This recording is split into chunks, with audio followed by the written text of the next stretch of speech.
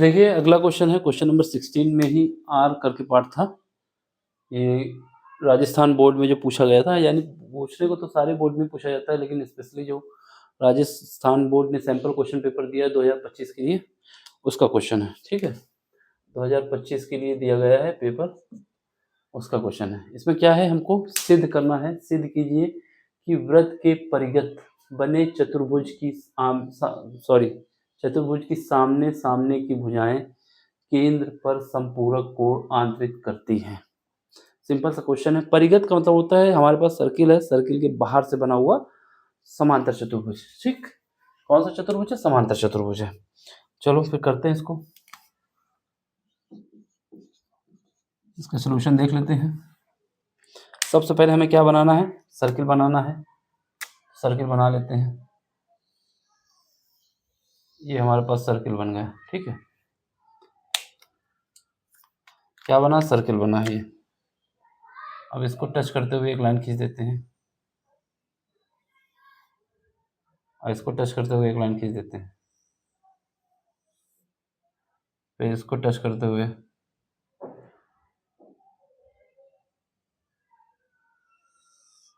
ठीक है, टच करेगा, काटेगा नहीं, टच करेगा।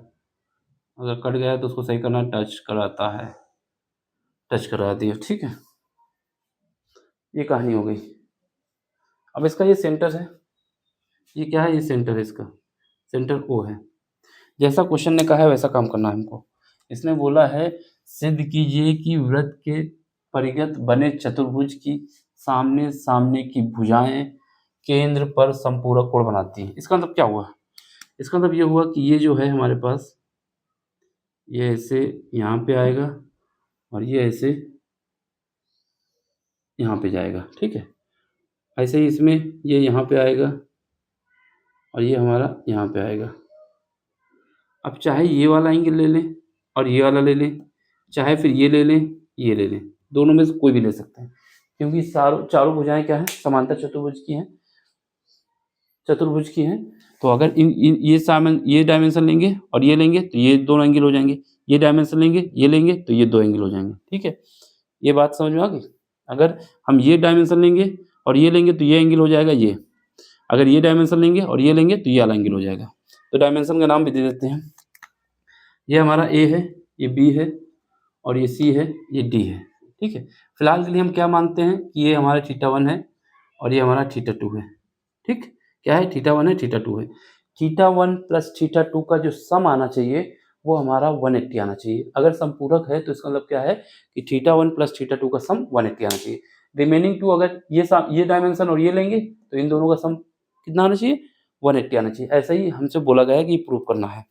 चलो संपूरक के केस में लिख देंगे, हम जानते हैं, क्या जानते हैं? अगर संपूरक एंगल है, संपूरक कोण, ठीक है, संपूरक कोण में क्या होता है? संपूरक कोण में थीटा 1 प्लस थीटा 2, इन दोनों का सम 180 डिग्री होता है। कितना होता है? 180 डिग्री। यही हमें प्रूव करना है कि इनका सम कितना आ रहा है? 180 डिग्री। ये हमें सिद्ध करना है। बस इतना सा काम है इसमें, जैसा कि क्वेश्चन ने बोला है। ये इंपॉर्टेंट बात ये मैं कह रहा हूं कि ये अगर ए बी और डी सी साइड लेंगे तो ये एंगल और ये एंगल, अगर बी सी और ए डी साइड लेंगे तो ये वाला एंगल और ये वाला एंगल। फिलहाल के लिए कोई भी दो हम प्रूव कर देते हैं। ठीक है, अब सुनो, ये हमारा क्या है? बिंदु ए बी सी और डी, ये हमारे बाह्य बिंदु है। कैसे बिंदु है? बाह्य बिंदु है। तो इसमें बताएंगे बिंदु A comma B comma C and मतलब और डी बाह्य बिंदु हैं।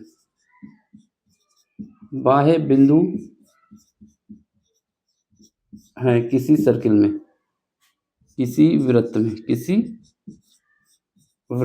में।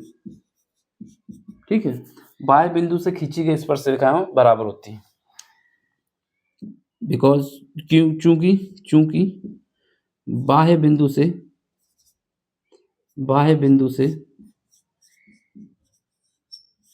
खींची गई रेखाएं, खींची गई स्पर्श रेखाएं, खींची गई स्पर्श रेखाएं बराबर होती हैं, बराबर होती हैं। ठीक है, इसका मतलब क्या है? इसका मतलब ये है हमारे पास, इसलिए कह सकते हो कि हमारे पास अगर ये पॉइंट हमारा P है, ये हमारा PQ है, ये हमारा R है, PQ R है, और ये हमारा S है। ये सर्किल थोड़ा सही से बना लो, ये सर्किल थोड़ा तिरछा बन गया है, तो इसको हम सही कर देते हैं। ठीक है, जिससे हमारे पास बैलेंस बना रहे। तो ये सर्किल हमारा कुछ ऐसे जाएगा, ऐसे मिल जाएगा। ठीक, तो ये हमारा पॉइंट जो है, ये हमारा क्या है? PQRS है। ठीक है, तो हमारे पास बाह्य बिंदु से जब स्पर्श रेखाएं खींची जाती हैं तो क्या होता है? बराबर होती हैं। तो इसलिए AQ किसके बराबर है? AQ बराबर है AP के, कॉमा BQ किसके बराबर है? BR के, कॉमा CR किसके बराबर है? CS के। ठीक है, कॉमा DS किसके बराबर है? DP के। ये सब हमने लिख दिया है।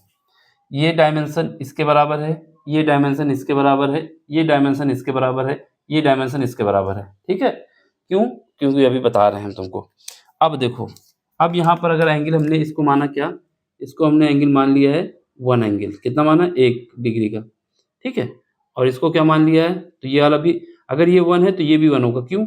क्योंकि ये डायमेंशन और ये डायमेंशन आपस में बराबर है और ये दोनों में कॉमन है, तो ये भी 1 हो जाएगा एंगल। ठीक है, समझ गए? अब इधर आ जाओ। इधर जो होगा ये एंगल, ये अगर हमारा 2 एंगल मानेंगे तो ये वाला एंगल भी 2 हो जाएगा। क्यों हो जाएगा? क्योंकि दोनों ये साइड और ये साइड आपस में बराबर हैं, तो ये भी एंगल 2 हो जाएगा। अब यहाँ पे आ जाओ, ये एंगल हम मान लेंगे। अगर आपको 1 2 मानने में दिक्कत आ रही तो A और B मान लो ना, इसको हम A मान लेंगे।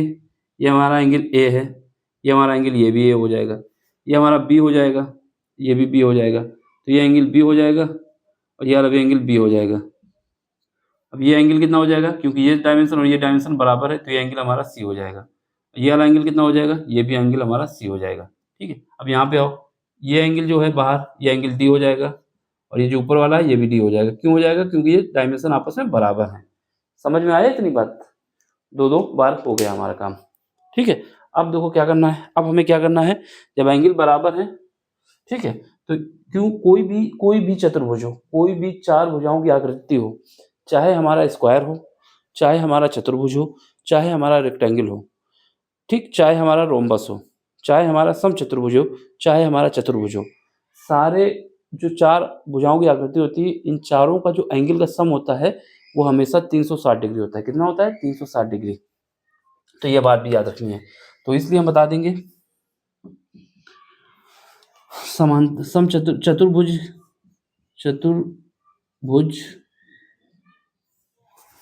चतुर्भुज के चारों कोणों का योग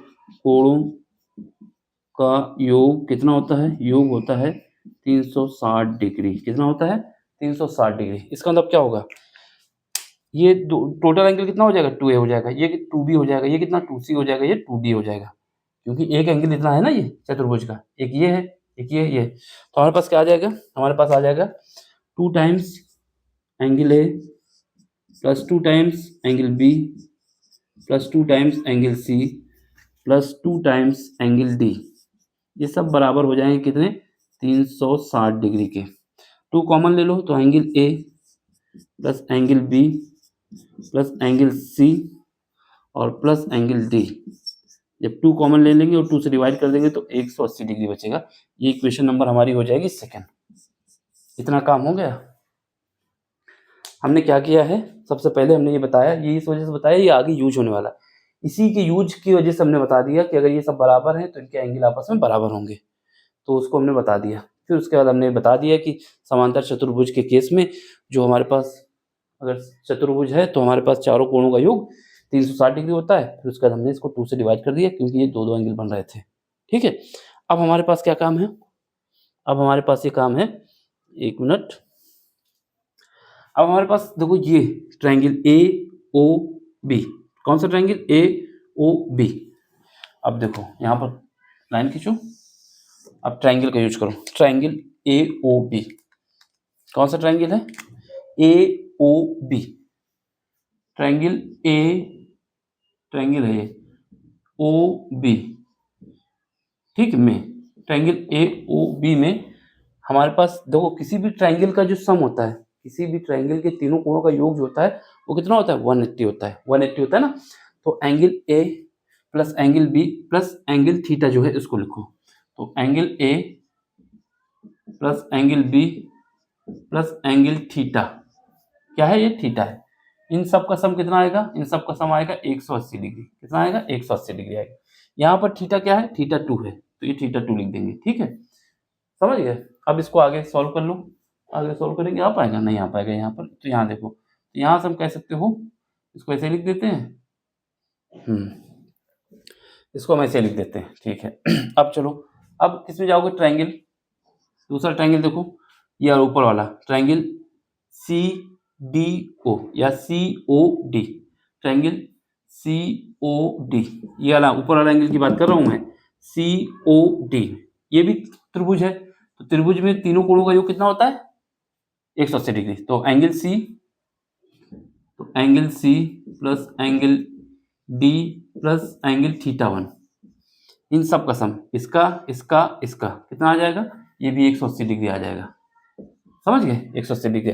अब इनको ऐड कर दो दोनों को, तो इसको जोड़ने पर, जोड़ दो, जोड़ने पर यहाँ पर दिख रहा है, ये जोड़ने पर लिखा हुआ है, ये समझ लो, जोड़ने पर लिखा हुआ है, इनको ऐड करो, जब ऐड करो कितना आएगा, ये हमारे पास angle A plus angle B plus angle C plus angle D, ये एक तरफ कर लिए हैं, और ये जो हमारे पास क्रम से लिख देते हैं, angle theta 1 plus angle theta 2, ठीक है। अब इन दोनों को ऐड कर दो, कितना आ जाएगा, 360 डिग्री आ जाएगा, समझ गए, 360 डिग्री आ जाएगा। तो यहाँ से हमारे पास क्या है, इसकी वैल्यू जो है हम समीकरण किससे रख सकते हैं, 2 से, तो ये हमारे पास क्या हो गया, समीकरण नंबर 3 हो गया, समझ गए, समीकरण नंबर 3 हो गया। वहाँ पे दिख रहा है ये, तो ऐसा हम लिख देते हैं, तो यहाँ पर हमारे पास नीचे लिख देते हैं थोड़ा, angle A plus angle B plus angle C plus angle D, ये एक तरफ लिख दिए हैं, angle theta 1 plus angle theta 2, ये बराबर कितना आ गया, 360 डिग्री आ गया। समीकरण नंबर 3 हमारा बन चुका है, ये ऊपर से हटा के यहाँ लिख दिए हैं। अब समीकरण 2 से इस वैल्यू को उठा के इतना रख सकते हैं, समीकरण 2 से, समीकरण 2 और 3 से, 3 से, ठीक है। अब इसका यूज करते हैं, तो इसकी जगह कितना लिख सकते हैं, 180, तो लिख दो 180 plus angle theta 1 plus angle theta 2 is equal to 360 degree. अब 180 को इधर भेज दोगे तो angle theta 1 plus angle theta 2 बराबर आ जाएगा 180 डिग्री। यही हमें प्रूव करना था, हैंस प्रूव्ड, सिद्ध हो गया, सिद्ध। ये हमारा संपूरक की कंडीशन है, संपूरक कोण, देख लो, समझ लो, कुछ ज़्यादा नहीं है, सिंपल से क्वेश्चन है, ऐसे ही पूछते हैं हर बार, करना इसको ऐसे ही है, जैसे हमने आपको सिंपल वे में बताया, सिंपल वे में आप सॉल्व कर सकते हैं। समझ में आया है तो लाइक भी करना है, शेयर भी करना है, सब्सक्राइब भी करना है, यही हम आपसे रिक्वेस्ट भी करते हैं और आपसे उम्मीद भी करते हैं कि आपको समझ में आ रहा है, तो आप लाइक करेंगे, शेयर करेंगे, सब्सक्राइब करेंगे और हमारे काम को मोटिवेट करेंगे कि इस काम को हम आगे कंटिन्यू करते रहें। स्क्रीनशॉट ले लो, समझ लो, कोई दिक्कत नहीं है किसी भी तरीके से, सिंपल सा कॉन्सेप्ट है। सबसे पहले हमने क्या किया, जो कंडीशन थी उसके हिसाब से डायग्राम बना दिया, डायग्राम बनाने के बाद संपूरक की जो कंडीशन थी उसको हमने ये बताया कि ये होगा, ठीक है। फिर उसके बाद बाह्य बिंदु हमने बताया कि ये बाह्य बिंदु है, और फिर उसके बाद बाह्य बिंदु से खींची गई स्पर्श रेखाओं की लंबाई बराबर होती है, तो वो कॉन्सेप्ट लगाया। उसके हिसाब से हमारे पास ये एंगल बराबर ये हो गया, ये एंगल बराबर ये हो गया, ये बराबर ये हो गया और ये बराबर ये हो गया, ठीक है। फिर उसके बाद हमने बताया कि चतुर्भुज के चारों कोणों का योग कितना होता है, 360 डिग्री, ये वाला कॉन्सेप्ट लगाया, ये कंडीशन बना ली। फिर उसके बाद हमने बताया कि एक ट्रायंगल हमारा ये बन रहा है, एक ट्रायंगल हमारा ये बन रहा है, तो त्रिभुज की कंडीशन लगाई कि त्रिभुज के कोणों का योग 180 होता है। फिर दूसरे वाले का लगाया, उसका 180 किया, फिर दोनों को सम कर दिया, जोड़ने पर हमारे पास ये कंडीशन निकल आई। फिर इसकी वैल्यू उठा के हमने समीकरण 2 से यहाँ पर रख दिया और हमारे पास सॉल्व हो गया। सिंपल से करना है, ज़्यादा टेंशन लेके काम नहीं करना है, ठीक है? समझ में आ रहा है तो लाइक भी करिए, शेयर भी करिए, सब्सक्राइब भी करिए और हमको मोटिवेट भी करिए कि इस काम को हम आगे कंटिन्यू करते रहें, ठीक है? मिलते हैं अगले लेक्चर में अगले क्वेश्चन के साथ। Thank you for watching.